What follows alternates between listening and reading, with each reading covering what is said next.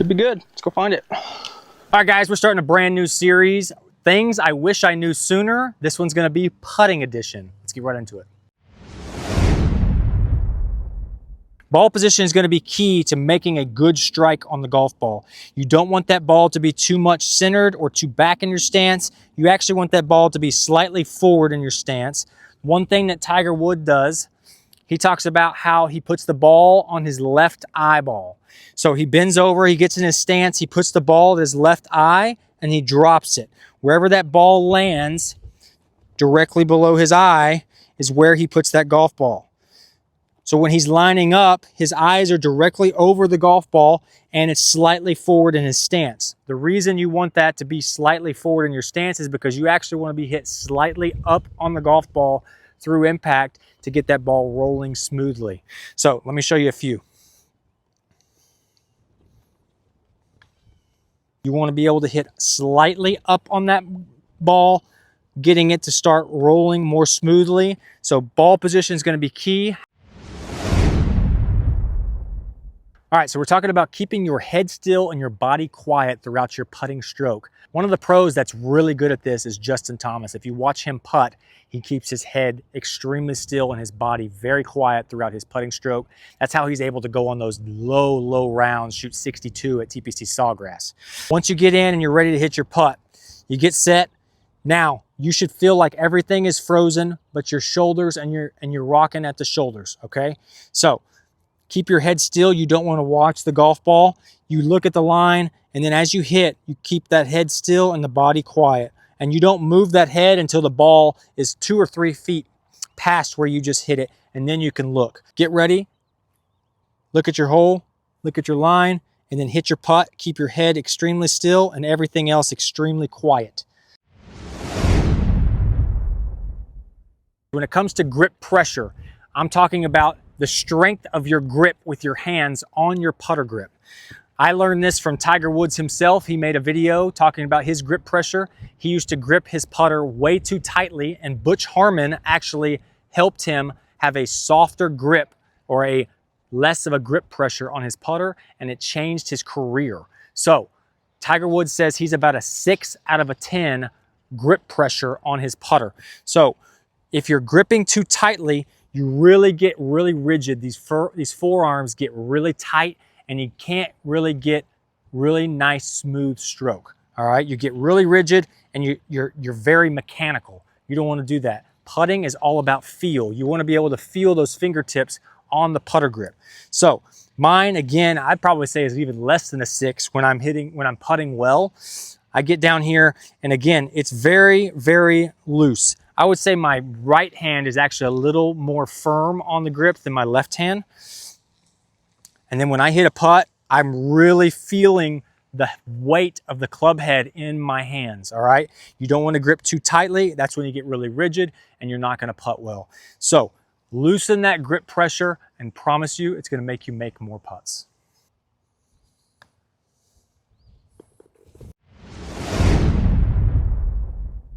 So lag putting, I would consider anything over 30 feet is considered a lag putt.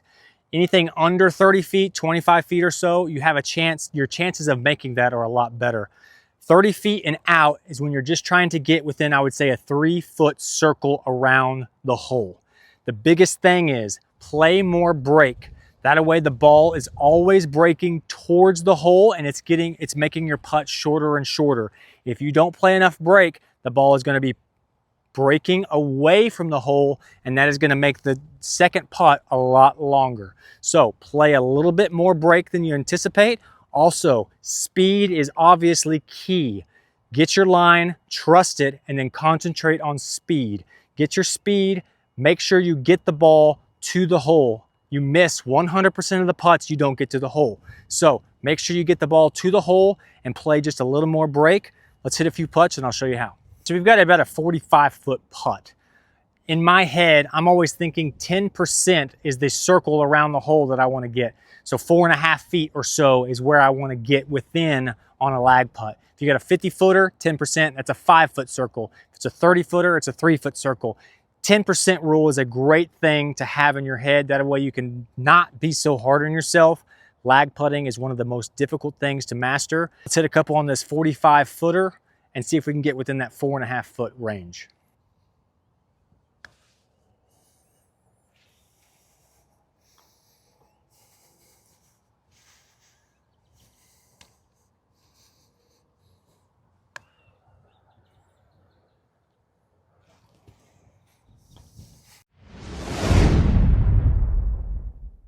If you do not have a pre-shot routine on the putting green, you need one. I'm gonna go over my pre-shot routine real quick on the putting green. You can apply some of this to your putting routine, but you need to have a routine that's the same every single time, no matter the length of the putt. That way everything is super consistent. Let me show you mine. I start from behind the ball.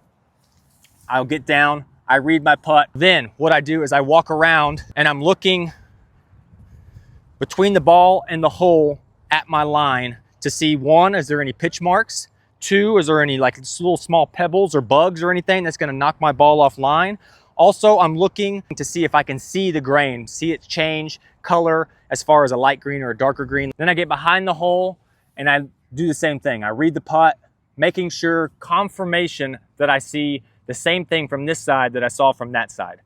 Then I walk around the other way, and again, I'm looking at the hole. I'm looking to see if there's any kind of grain that I can see, any damage to the hole that I can see the grain.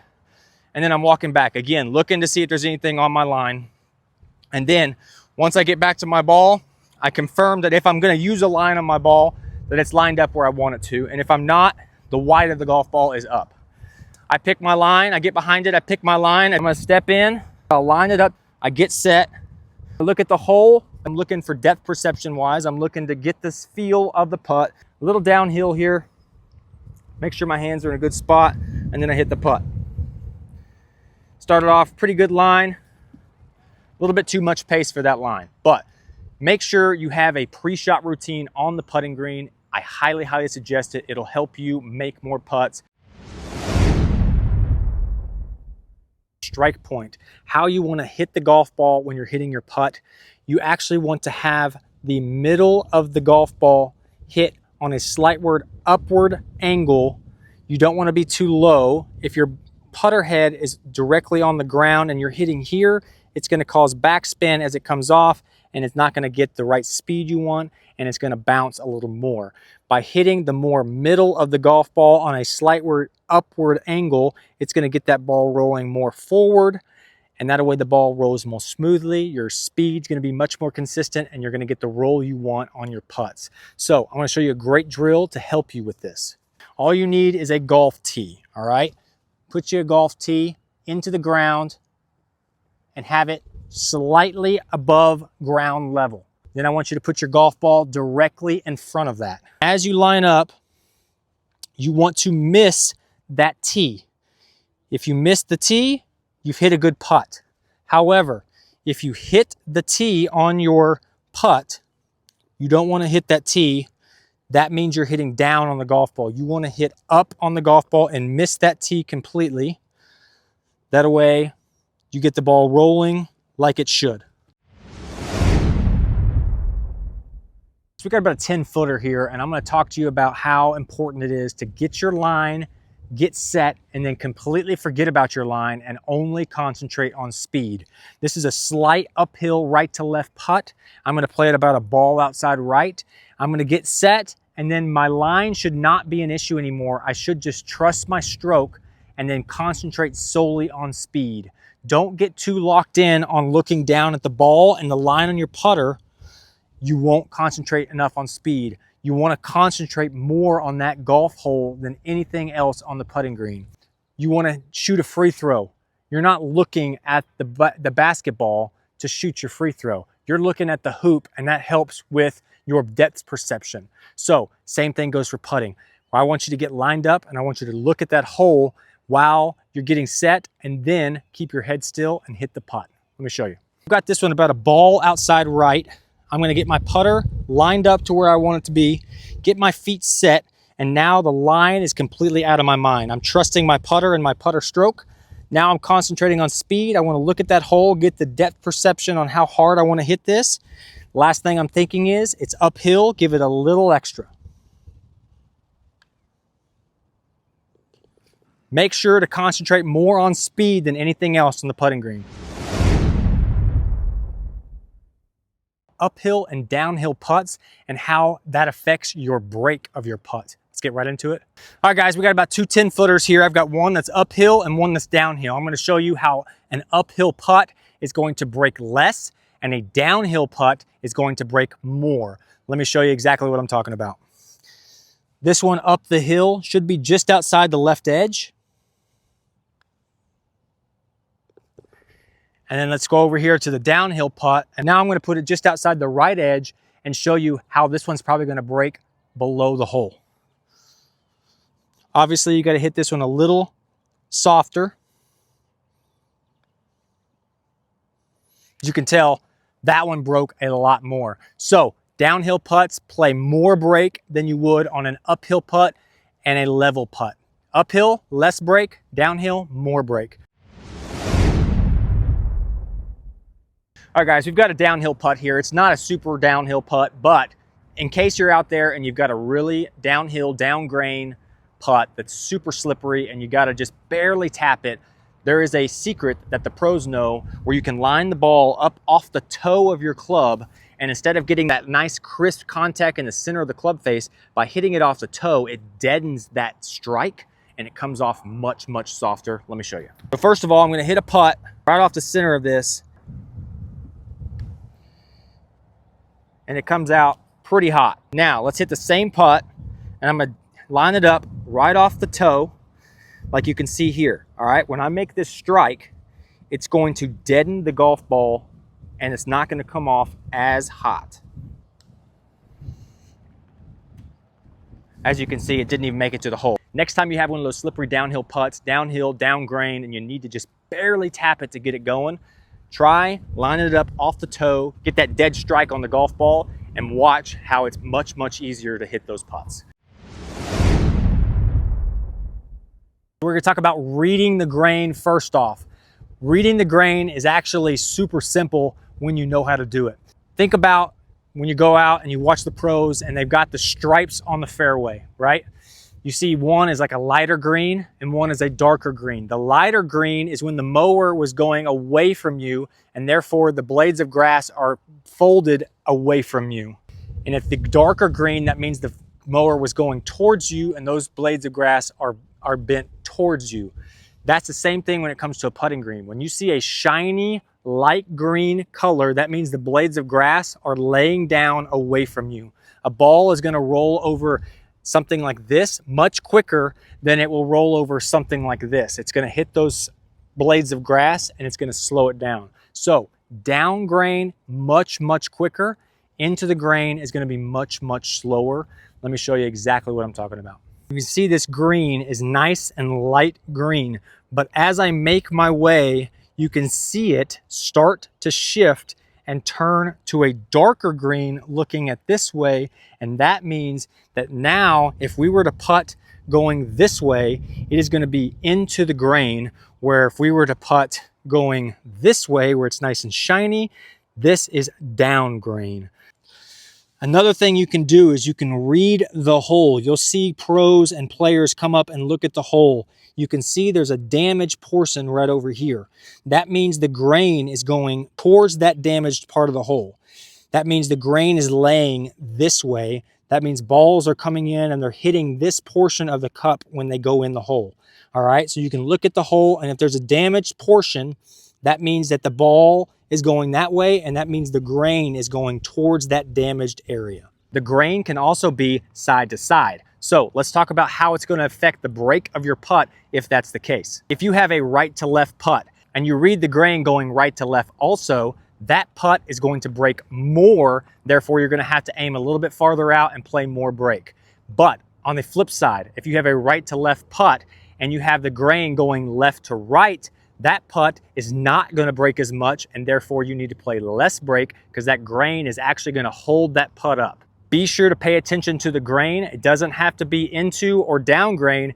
There can be side to side grain as well, and that can affect how much your putt breaks. One thing I do want to touch on, depending on where you're located in the US, you may not have grain on your greens, depending on the type of grass that your course uses. If you're walking around and you cannot see a lighter shade or a darker shade of green on those putting greens, that's because that type of grass does not have grain. So a trigger is something that gets your putting stroke started. You'll see Phil Mickelson, he has a very strong forward press and then he hits a putt. Ricky Fowler hovers his putter. He picks up his putter right before he hits a putt. He'll hover it and then he goes. That hover or that forward press is your trigger. Sometimes you need to have a trigger so you can feel comfortable with your putting stroke. Mine, I have a slight forward press. If you'll watch here, once I get ready and I'm set, I have a slight forward press and then I hit my putt. That's just something that gets my stroke started. Again, Ricky Fowler has something where he just kind of picks up his putter head and then he hits. Find out what works for you. You can do pretty much anything. Sometimes people will tap the putter. You'll see them sit there and they're about to hit a putt and they'll go tap, tap, tap, and that's their trigger. Find out what trigger you have, and if you don't have a trigger, try one. Maybe try to de-loft that club just a little bit with a forward press, or pick up that club just a little bit, just like Ricky Fowler. Get fitted for a putter. I got fitted for my putter by Bettinardi. I went to Chicago, Illinois, and went to Studio B Bettinardi, and they fitted me. If you haven't checked out that video, it's on my YouTube. It is one of the best fitting videos you will ever see. But if you're interested in getting fitted for a putter, you can also check out your local Second Swing. Those guys do an amazing job doing putter fittings. I switched from a 34.5 inch to a 33 inch putter because during my putter fitting at Studio B Bettinardi, we discovered that I was hitting too down on the golf ball, and by shortening this club just by 1.5 inches, that helped me hit more up on the golf ball and get that ball rolling more smoothly. These are the things that you can find out by going through a putter fitting. You find out what loft and lie you need. A lot of people go into Second Swing or they go into PGA Superstore and they buy directly off the rack.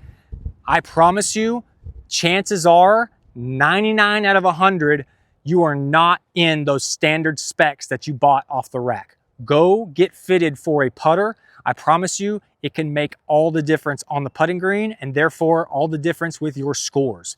Appreciate you hanging out. Be sure to drop a like on this one. Be sure to hit that subscribe. We'll catch you next time.